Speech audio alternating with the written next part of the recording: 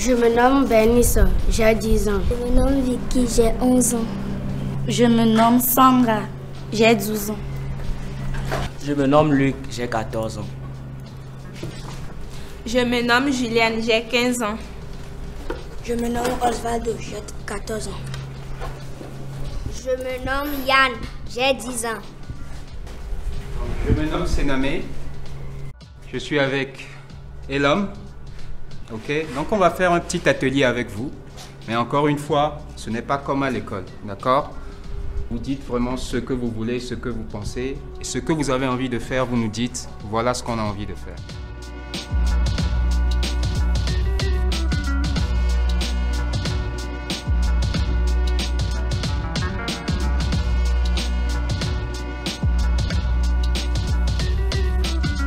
Je veux demander pourquoi l'animal est là-bas, mort. Le phosphate est dur. Le phosphate peut enlever son sang et faire du mal dans son ventre, dans ses os. La tortue, parfois, il sort, il vient rester, il prend un peu de l'air avant de rentrer. Mais je vois qu'à cause de la phosphate, la tortue, il est sorti, mais il ne peut plus rentrer. La tortue est morte parce que la mer ne prend pas ce qui est mort. C'est pourquoi il est venu là-bas. Comme le phosphate se verse dans la mer devient jaune. Je vais demander comment la mer a pris la tortue de la mer jusqu'à arriver sur le sable ici. Commencement de tout ceci, il n'y avait rien. Baignant dans son propre fluide, rien était un état qui ne connaissait pas le manque, étant total et donc complet. Cet état se reconnaissait en lui-même, c'était l'harmonie. L'harmonie avait forme indistincte où se trouvait toute forme. Elle se mit à tourner sur elle-même, emportée par cette plénitude qui l'emplissait. Elle girait ainsi, l'harmonie, travaillait dans ses entrailles de tout le possible.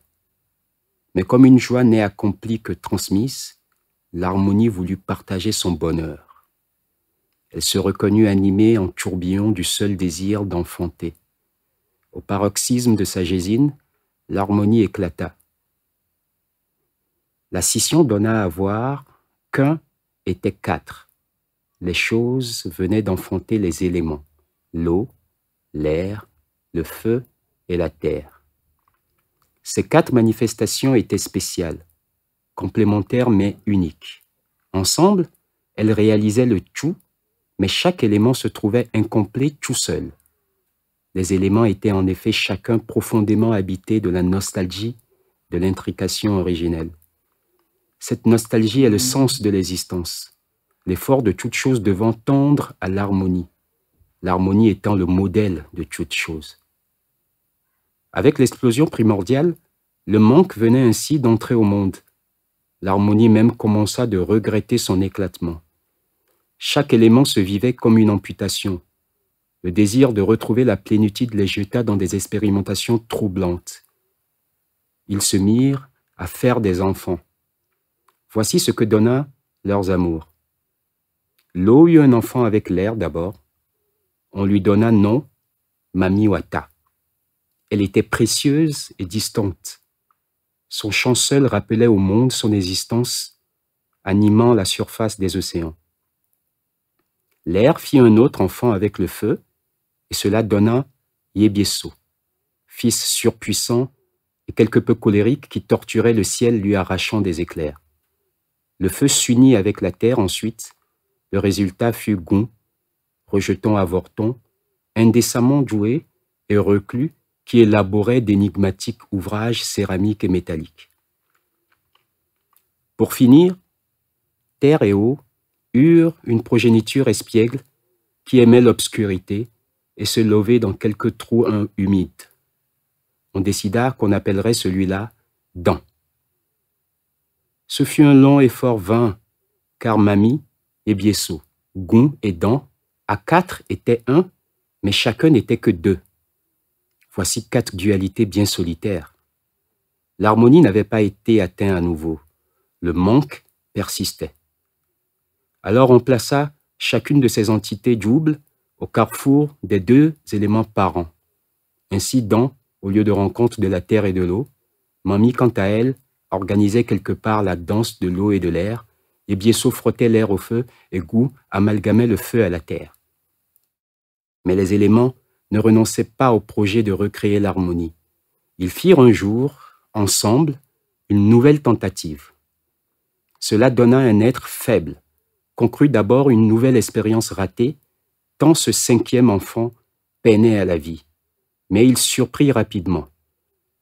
En effet, il connaissait intimement l'eau pour être resté d'abord un moment recroquevillé dans lui. Puis il se mit à ramper par terre, la mesurant sous toute proportion.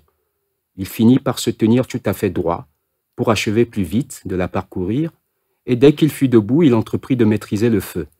Il le fit tant et si bien que bientôt, de toutes les machines formidables que ce dernier lui permettait de réaliser, il se lança à la conquête des airs. Il fut évident qu'il avait tout. À rebours de ses aînés, l'homme unifiait le monde. Alors les éléments jugèrent que l'harmonie était de retour, et heureux, présentèrent leur jeune frère aux gardiens. Ces derniers, d'abord sceptiques, durent reconnaître l'extrême vivacité du Benjamin, avant de se trouver définitivement séduits par lui.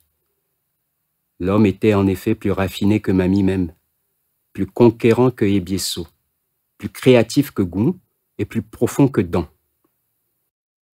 Mais les gardiens perçurent aussi rapidement quelque chose d'inquiétant en lui.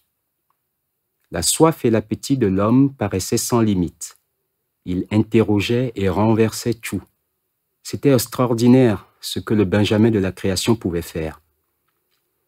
D'abord, systématiquement, il consultait ses aînés à propos des choses, puis finit par s'émanciper de leurs opinions. Les gardiens tombaient dans l'oubli, le désir de l'homme se déploya tel l'horizon. L'homme se mit à embrasser, puis embraser tout. Son activité commença à étouffer la terre.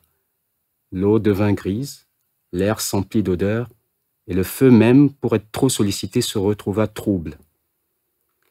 Les gardiens eurent l'intuition du danger que, devenu esclave de son hubris, leur frère put devenir un lieu de divorce entre les choses. Alertés, ils tinrent conseil et convinrent qu'il ne fallait jamais le laisser sans surveillance. Aussitôt dit, aussitôt oublié, car Mamie s'en retourna loin, sourlait les tresses sur quelques rochers au milieu des mers. Shango, là-haut, était occupé à piquer de nouvelles crises. Gou, en son atelier, travaillait à on ne sait quel ouvrage, et Dan s'était abandonné à un troglodytique long sommeil. Chacun croyant qu'un autre ou les autres avaient fait son affaire de contrôler l'homme. Quand ils émergèrent de leur retraite, ils virent que l'homme avait rempli la terre d'une nouvelle création, la ville. Des villes partout, des villes de tout genre, s'étendant à perte de vue, faisant craquer les articulations du monde. L'homme avait tout contaminé de sa frénésie. Gou se trouvait harassé de la matière devenue ingérable et qui lui fuyait sous les doigts. Dan ne trouva plus bientôt un seul coin d'alcôve bon où se couler. Mamie se mourait, son royaume n'était plus que cloaque et miasme.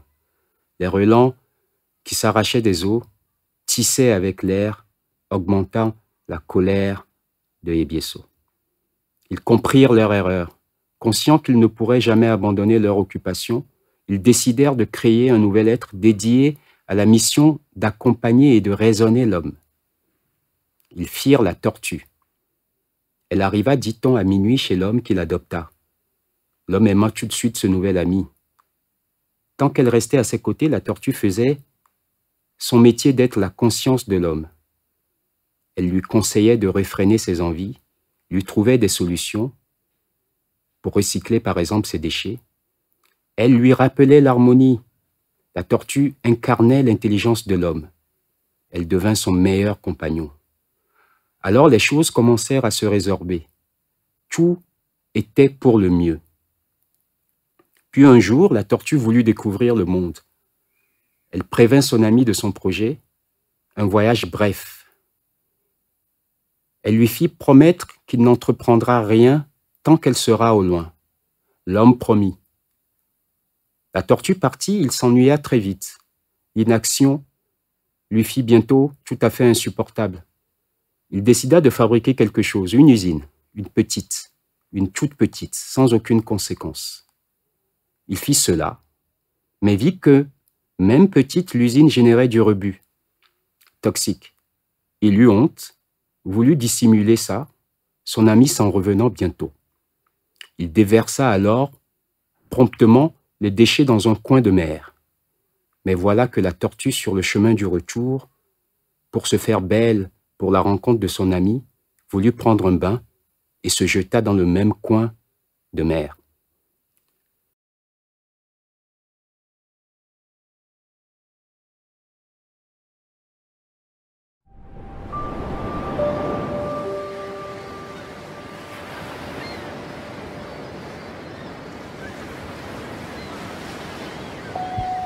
بقيت تعلمت أول حاجة إنه التورتو حيوانات عدم مشاعر وحيوانات تجرب برشا حاجات خايبة وما تنجمش توصل الرسالة نتاعها لينا، لذلك علاش لازمنا نحن نعاونوهم ولازمنا نحافظوا عليهم ونحاولوا نوعيوا العباد أكثر،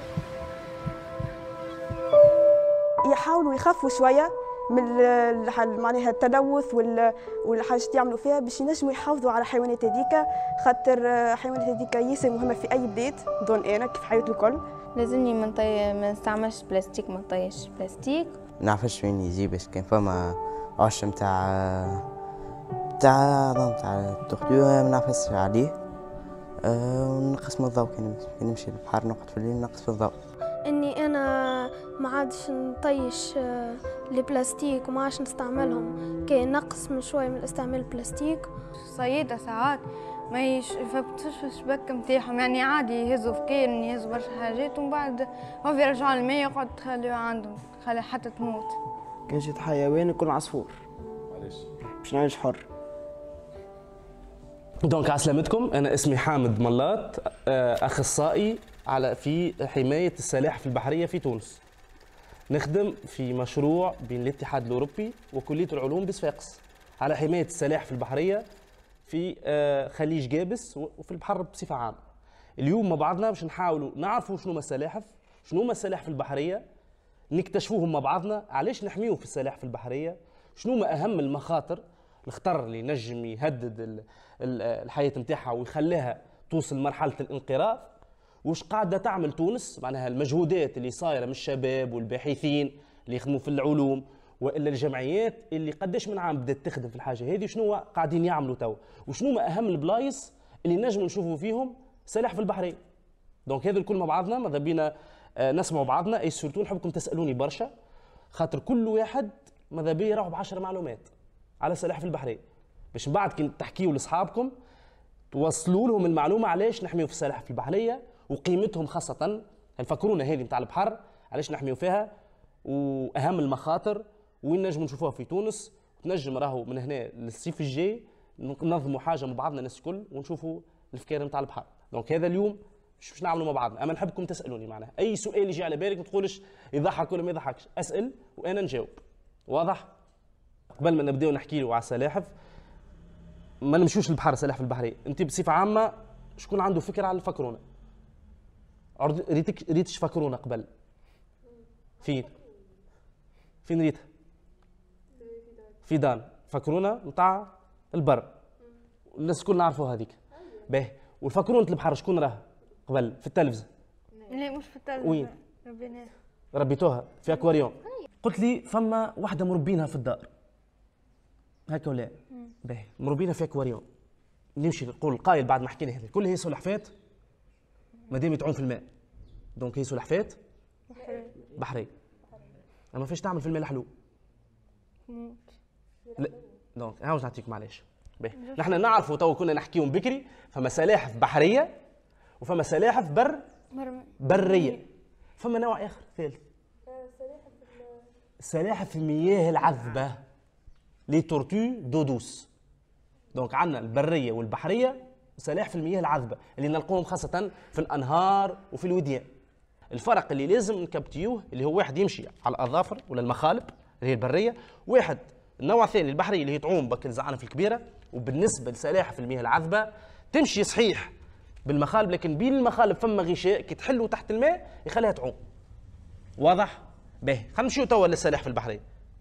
السلاحف البحريه حسب توا حكينا على السلاحف بصفه عامه 3 انواع 3 عائلات. صارت ريتها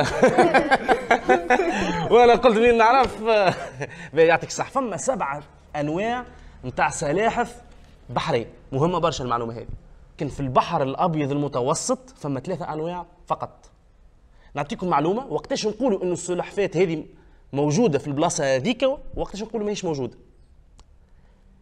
وقت اللي نقول لكم فما 3 انواع يعني في البحر الابيض المتوسط يبيضوا على شواطئ ولا على سواحل البحر الابيض المتوسط، دونك النوع هذاك عندنا. والا يجيوا الاماكن اللي يتغذاو قريب معنا في البحورات ولا في الخلجان، يعني جمع خليج كما عندنا في تونس خليج جابس وخليج الحمامات. دونك يجيو باش يتغذاو ويعديوا فتره الشتويه. تو نعرفوا علاش من بعد يجيونا في الشتاء خاصه الخليج جابس اللي يبدا من المهديه حتى الحدود الليبيه. واضح؟ دونك يجيو للاكل والدفء. فما كلمه تقول ما نقولش يجيو، شو نقولوا نورمالمون؟ يهاجر. صحيح. دونك سي ان انيمال ميغراتور، حيوان مهاجر. والهجره خاصه للدفء والاكل والتكاثر. واضح؟ دونك عندنا 3 انواع في البحر الابيض المتوسط اللي هما النوع هذا اللي هو اكبر فكرونه تاع بحر موجوده في العالم واللي تنجم توصل قد الطاوله هذه اللي قاعدين عليها. هاي الكحله تتسمى والوحيده اللي ما عندهاش الشكل اللي نعرفوه تاع القوقعه العاديه. تحسوا جلد تمساح فيه 5 خطوط كبار، كحله وفيها نقاط رماديه وبيضاء. الفكرونه هذه 90% من الاكل نتاعها من الريجيم اليمونتير نتاعها هم الحريق. اكثر نوع ياكل حريق. واضح؟ تشدوه في ظهر تشدوه في مخاخنا. النوع هذاك اللي في الوسط اللي تشوفوا فيه توا في كل تصويره هذاك هي السلحفات جلديه الظهر. سلحفات جلديه الظهر. عاود باش تقعد في المخ. نحدثوا عن الانواع الموجودين في البحر الابيض المتوسط. الظهر خاطر ظهرها مش قوقعه كما نعرفوا الاخرين. الباقي الكل ال6 انواع الاخرين شوفوا اللي هما عندهم قوقعه. واضح؟ شديناه النوع هذا واش قلنا الخاصيه نتاعو اللي هو كبير برشا و90% من الريجيم اليمونتير نتاعو يعني من الاكل نتاعو هي الحريق. يحب برشا الحريق وما تفاجئوش راهي كبيره برشا اما راهي ما تهاجمش. واضح؟ اما هذه تدخل لنا من المحيط الاطلسي من مضيق جبل طارق بين المغرب واسبانيا باش تاكل توصل حتى الخليج جابس، تعدي الشتاء غادي تاكل وبعد تعاود تهاجر من نفس البلاصه باش تبيض في السواحل الافريقيه ولا المهم اي ساحل تابع المحيط الاطلسي. نحن في البحث العلمي خاصه نجيبوا الجثث نتاع الفكان اللي تموت ونشرحوه خاصه باش نشوفوا واش عندهم في المعده نتاعهم. سبب الموت على 10 فكان نلقاو بين 7 و8 عندهم البلاستيك في كروشهم. هو السبب الرئيسي وقت الوفاه. هاك الساشيه نقولوا ما يساشيه هي بربي نعمل هاك نلوحها. 80% من اي حاجه تتلوح في البر تمشي تلقاها في البحر. فما قاره كامله 4 ولا 5 مرات قد فرنسا موجوده في المحيطات في التقاء المحيطات قد قاره بالضبط. كلها زبله كلها بلاستيك. البلاستيك مع الوقت باش يتحل. كي يتحل تاكلوا الحوته ناكلوه نحن في قشبر واحد والا يتبخر في الهواء نشموه ويسبب برشا امراض. دونك ردوا بالنا خاصه البلاستيك لو ماكسيموم باش نحميو رواحنا ونحميو. On a pêché le poisson, on a tué. Dans les intestins, on a trouvé les cailloux de phosphate dans son intestin. Quand on dépose les assiettes, quand on amène le phosphate, la poussière monte. Quand on lave ça, ça ne sort plus. Le phosphate est la richesse du Togo et le phosphate nous aide beaucoup. Il nous donne de l'argent. Parfois, nos parents, même qui ne trouvent pas des travaux, ils trouvent les travaux en usine de phosphate. Merci. Le phosphate pollue gravement la mer. Si on lave ça, l'eau qui sort là, on jette ça dans la mer. Et quand tu vas vers Bunkopé, tu prends le chemin de la plage, tu vas voir le phosphate dans la mer comme ça, la mer devient jaune quoi. Et ce n'est pas bon à voir quoi. Si les gens viennent voir ça, ce n'est pas du tout bon. On exploite le phosphate, mais on doit trouver une solution. On nous a montré un animal aussi qui est mort et on nous demande qu'est-ce qui est arrivé. On voit que c'est le phosphate qui l'a fait tuer ou pas, nous on ne sait pas. Mais disons, on peut voir chez nous, ici on utilise les puits, on voit les eaux des puits, ça devient jaune. Nous voulons dire que il faut qu'on cherche une solution pour les eaux mauvaises qu'on jette dans la mer et ça crée des problèmes. Les scènes de sensibilisation des populations méfaits du phosphate aux hommes. Deuxièmement, creuser des trous pour mettre l'eau sale dedans. L'eau qu'on prend pour laver les phosphates, creuser un trou pour les mettre dedans, pour que ça ne pollue plus la mer. Troisièmement, éviter de construire les maisons au bord de la mer et des usines. Parce que quand vous construisez les maisons au bord des usines, c'est ça qui pollue, c'est ça qui gâte votre dent, quoi. Donc nous devons éviter ça aussi. Et arrêter de se baigner dans l'eau polluée parce que ça donne des maladies.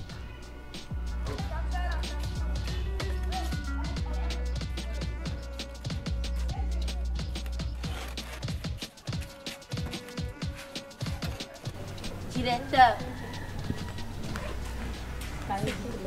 secrétaire, employeur,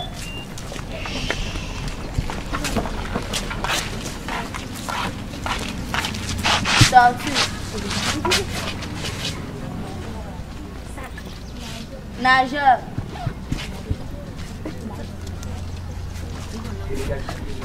délégation du village.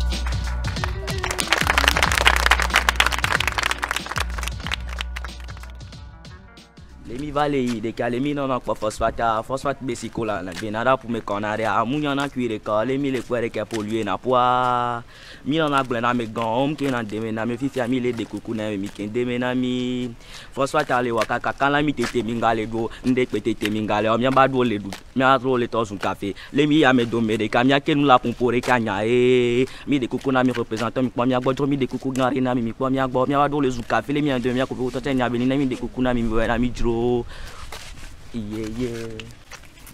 Etone kuno nyomi nyabe phosphate le kpamia jile togo va mi nyabe na le nami dolelia ele nami dolelia no vi nyoba du trozo café no esi o ke troba su café munyo ode mi po problème mo gbo na mi le ji dole togo mi la no jume ba lagba no le doa enyoa nous tout ça c'est que le phosphate nous aide beaucoup mais en même temps le phosphate pollue l'environnement. Oh, chers parents, chers frères et sœurs, nous savons que les phosphates nous nourrissent, mais quand même, il faut ralentir, parce que les phosphates, ça ne peut pas bon. Les eaux de phosphate nous détruisent, mais quand même, les dents des enfants se transforment noires, comme on peut le dire. Mais quand même, il faut ralentir un peu, ça fait un peu de respect. Un peu, yeah. Le phosphate nous aide beaucoup. Quand même que le phosphate pollue l'environnement. Tout ça que le phosphate nous aide beaucoup. Quand même que le phosphate pollue l'environnement.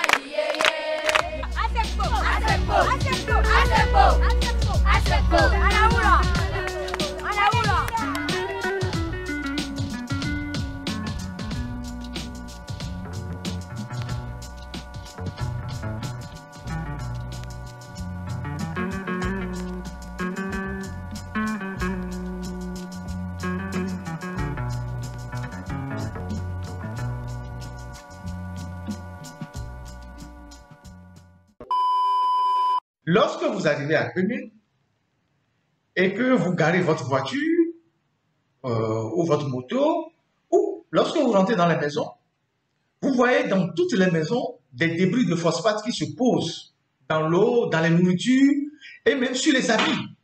Vous portez un habit blanc, vous arrivez à Kwémé, au bout d'une heure de temps, même 30 minutes, votre habit devient totalement taché de débris de phosphate. Or, il est prouvé à partir des analyses que dans ces débris de phosphate-là, il y a des métaux lourds. Il y a plusieurs études, même des études commandées par la Banque mondiale et tout, qui sont là qu'on peut retrouver. Il y a des métaux lourds dans ces débris de phosphate. Et donc, tout ce qui se baigne dans la mer, depuis Kwémé jusqu'à l'embouchure d'Anéron, sont susceptibles d'être contaminés par des maladies. Et vous voyez bien que toute cette zone-là, la mer a une couleur totalement verdâtre jusqu'à l'embouchure. Et on assiste à un ensablement total de l'embouchure et même au-delà de l'embouchure jusqu'au village comme les Sewachikopé et tout ça. Le lac est en train d'être totalement envasé. Et lorsque vous approchez les villageois, les villages qui sont tout autour du lac, ils pourront vous témoigner que le lac n'a plus sa profondeur naturelle, que l'écosystème autour du lac est en train d'être détruit, il n'y a plus tellement de poissons dans le lac, parce que les bouts de phosphate qui sont drainés par le courant marin, qui se retrouvent au niveau de l'embouchure, rentrent par le lac et arrivent jusqu'au niveau du village de Sewachikopé, et peut-être même beaucoup plus loin. Et donc, voilà les conséquences dramatiques de l'exploitation et du traitement de ce minerai-là. La guerre ou la révolution armée des militants nationalistes qui ont utilisé la première fois les armes contre le colonialisme, ils sont montés dans les montagnes, c'est aussi à partir du bassin minier de Gafsa. La compagnie des phosphates du bassin minier de Gafsa est une des premières dans le monde. Elle a été créée en 1888 et à travers cette compagnie qui a eu l'émergence d'une véritable révolution industrielle au sud de la Tunisie. Il y a eu l'électricité, le chemin de fer, les routes, les gares, les hôtels, les bars et les restaurants.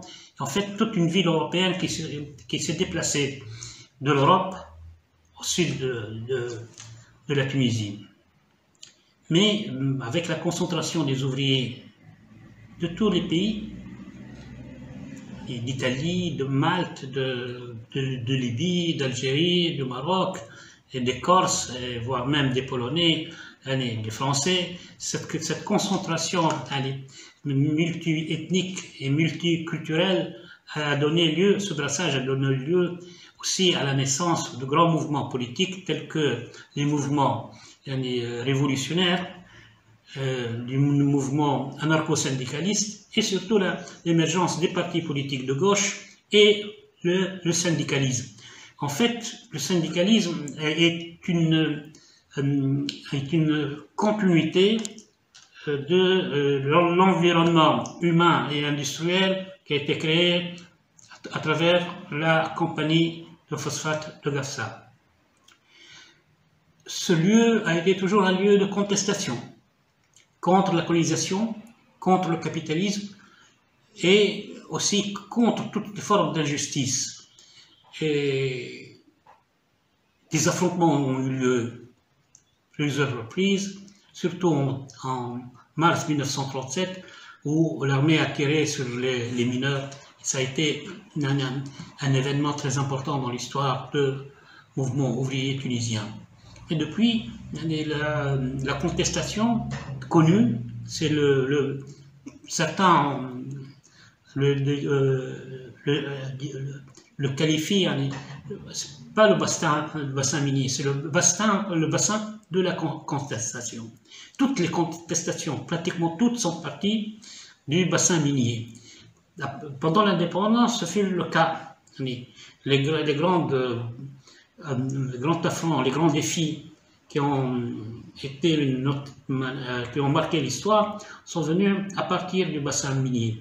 Les syndicats les plus en avance ou plus révolutionnaires sont déjà l'émulation de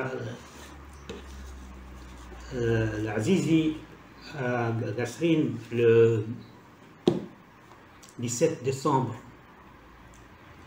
2011 fut certainement le moment où il y a eu effectivement le déclenchement de la révolution en Tunisie. Cependant, cette révolution a une histoire qui a commencé en 2008 avec une grève qui a duré 6 mois dans tout le bassin minier de la région de Gafsa. Et en fait, cette grève qui n'a jamais été, n'a jamais connu de semblable en Tunisie, a été le déclencheur de la mise à mort ou à la fin de la culture de la peur qui a été largement imposée et développée par la dictature.